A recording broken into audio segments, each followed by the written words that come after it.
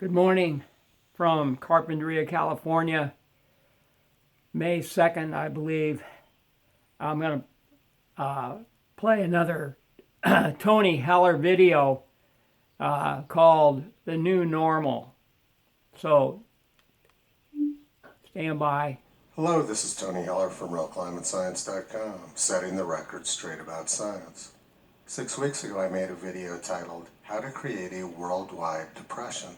Governors and mayors in many parts of the country were in a wild stampede to shut down their economies. I realized immediately that this was going to lead to an unprecedented depression. I made this prediction for two reasons.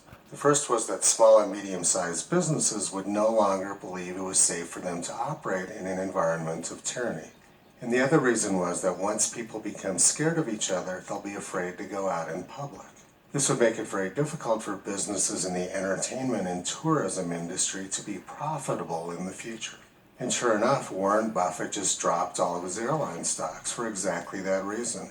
People are afraid to fly. The United States is gripped by an irrational state of fear, which is going to be very difficult to get out of. 6 weeks ago, I pointed out that all known species of coronavirus tail off sharply during April, May, and into June. So we had every reason to expect that the same thing would happen with the current coronavirus, and that's exactly what the world is seeing now. The number of deaths around the world is about half of a typical flu season and has been dropping off for several weeks. The CDC just reported that the hospitalization rate is highest among adults 65 and older and similar to what has been seen during a comparable time period during a recent high-severity flu season. It was well known 6 weeks ago that the vast majority of people who were dying from COVID-19 around the world were elderly. Yet the governor of New York was sending COVID-19 patients off to nursing homes. More than half of the COVID-19 deaths in the United States have been in the New York City area.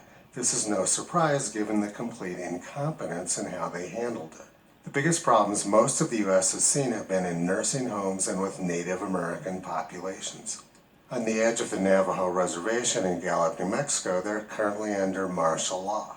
They have an outbreak among homeless people at an alcohol rehabilitation center, which now has the entire population of the city locked up. This is the sort of thing which happens when a state elects a Democrat for their governor. Here in Wyoming, there have only been 7 deaths, all of which were very elderly and/or Native Americans. Native American populations have always been very susceptible to new viruses. When Europeans showed up in the New World, about 90% of the Native American population was wiped out by smallpox and flu. 6 weeks ago, I pointed out that there was plenty of reason to believe that the virus would tail off in April and May, and the key in the interim was to isolate and protect populations at risk. And I pointed out that the only thing which a general lockdown would accomplish would be to completely destroy the economy. And as the virus starts to wind down, we're seeing a shift in the language being used by left-wing politicians. We're seeing politicians all over the world starting to talk about a new normal. Instead of talking about a return to normal, Governor Whitmer of Michigan is talking about a new normal. She says she's basing her decisions on science, not on politics. But for some reason, the new normal of people not flying on airplanes or driving cars is identical to the goals of climate alarmists. Here's how the press is reporting on the new normal. Will an unprecedented decline in carbon emissions help limit climate change? Robert Redford highlights pleasant surprises the coronavirus pandemic is having on climate change. Coronavirus recovery plan must tackle climate change. The Green Read, will coronavirus help nature reclaim the earth? News sources all over the world like USA Today, Fox News, BBC News, and AlJazeera.com are cheering on the worldwide depression. And even President Trump a few days ago tweeted that the United States made the correct decision and that Sweden, by keeping their economy open, made the wrong decision. He said that 2,462 people have died in Sweden there, and that's a lot more than died in Denmark. It's unfortunate that President Trump's advisors didn't tell him that Denmark reopened their economy weeks ago and are not seeing any sign of an increase in infections. No matter what approach countries take, they all end up on the same shaped curve, and deaths in Sweden are about the same rate as they are in the United States, shown in red. There's not the slightest bit of scientific evidence to support the idea that lockdowns accomplish anything. other than to destroy the economy. Many countries outside of Sweden shut down all of their playgrounds and schools, despite the fact that there was very little evidence that this disease affected children seriously or that children could transmit the disease to adults. Switzerland is reopening their schools, and they say that adults infect children, not the other way around. In Iceland, they have not found one single instance of a child infecting their parent. In Larimer County, Colorado, where Fort Collins is located, the average age of death has been 80 years old. There's only been one case of death below 58 years old. The youngest was 45 years old. So why are the schools and playgrounds shut down? The World Health Organization says that there's not been one single reported instance of a child under 10 transmitting the virus to an adult. The policy of shutting down schools and playgrounds was based on ignorance and superstition, not science. Unlike COVID-19, flu kills lots of children and young people. The Spanish flu epidemic of 1918-1919 killed tens of millions of young people. We don't shut down civilization over the flu, even though flu is much more dangerous to young people.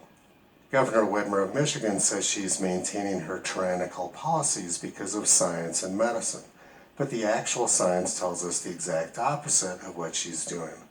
Meanwhile, the press keeps pushing for fear and tyranny. They say Brazil becomes a coronavirus hotspot. New cases overwhelm hospitals, morgues, and cemeteries. But the reality is that Brazil is doing much better than just about every other country. The press is targeting Brazil because they've refused to give in to fear and have not locked down. Joe Biden's medical expert predicted that the United States would have 100 million active coronavirus cases by last Monday. He only missed by 99%. This graph is from an interesting study done by statisticians. The y-axis shows the number of deaths, and the x-axis shows the length of time before a lockdown occurred. What this graph shows is that the longer a locale waited to lock down, the fewer deaths they've had. And it also shows that only one state has had more COVID-19 deaths than flu deaths, and that's New York, where the governor sent COVID-19 patients to nursing homes. Again, there's not the slightest bit of scientific evidence to support the idea that lockdowns accomplish anything other than to destroy the economy. Hawaii was one of the first states to lock down, and now they have 40% unemployment.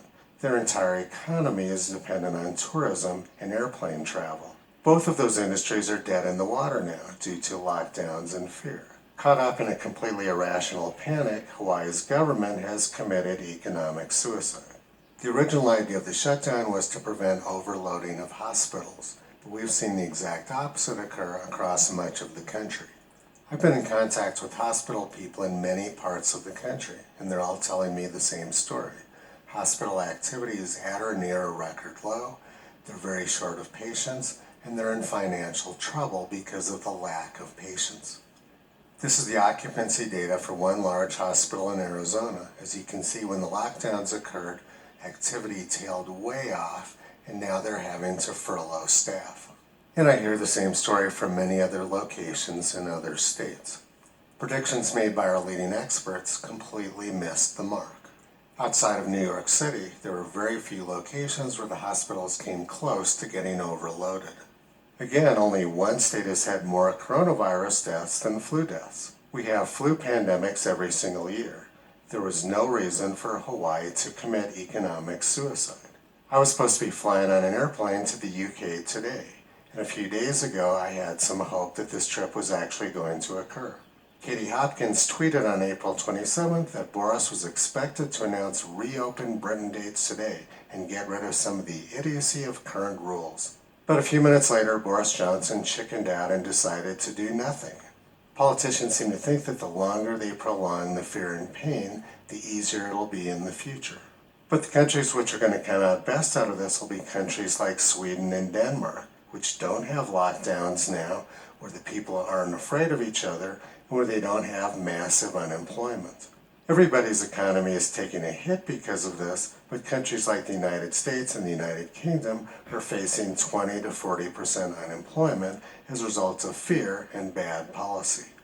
I could have gotten on my plane to London today, but once I got there, there would have been no place to stay because of government policies. And people who try to encourage sound policy get shut down by the press and social media. Candace Owens was suspended from Twitter yesterday for saying that Michigan residents need to get back to work. The goals of COVID-19 panic seem to be identical to the goals of climate panic. Left-wing filmmaker Michael Moore is being attacked for pointing out that the green energy industry is an environmentally destructive scam.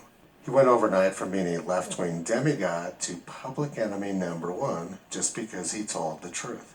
The shutdowns are catastrophic to the economy and they have nothing to do with sound science. But the real agenda was exposed by Prince Philip 30 years ago. He was head of the World Wildlife Fund and said, "If I were reincarnated, I would wish to be returned to Earth as a killer virus to lower human population levels." What we're seeing now is not about a virus. It's about a much larger green agenda. These elitists have been saying for years that they want airplane travel and automobile travel restricted for the masses. And those restrictions are exactly what these irrational COVID policies have been centered around. It seems very unlikely that this is just a coincidence. President Trump wants Americans to get back to work, but he's getting some very bad advice. He should be talking to scientists from places like Sweden, Denmark, and Switzerland, where they're doing the right thing and keeping their economies open. The governor of Michigan says that our policies are about science and public health, when in fact they're actually all about tyranny. In order for our civilization to function, we need to be able to make decisions based on intelligent thought processes, not mindless panic. Toto lives in Wyoming now, and he never panics.